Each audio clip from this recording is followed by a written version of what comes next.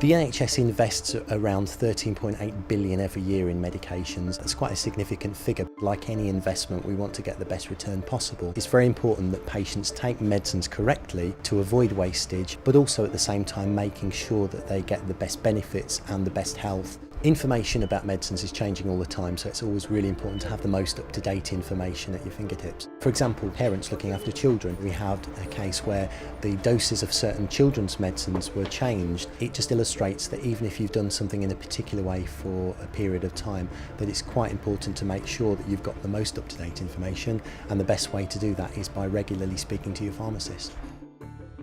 If I buy them for my children, I read the instructions very carefully.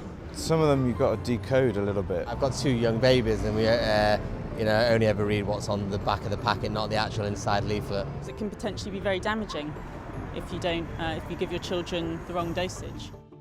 I've got a 2.5-year-old daughter, Lola. A few months ago, she'd been up all night, touching her ear, having the temperature.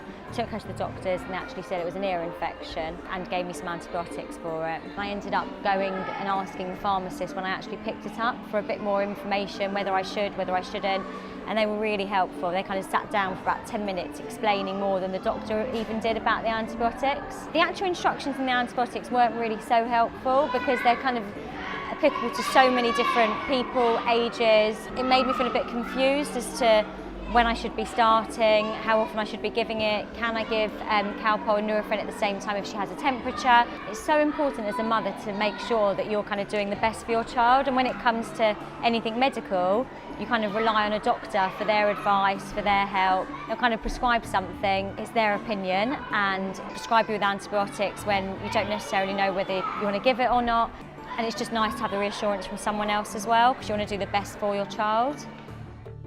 I think one of the main solutions to addressing these problems is for patients to be better informed about their medications. Lots of people have access to the internet and to the opinions of their friends or colleagues.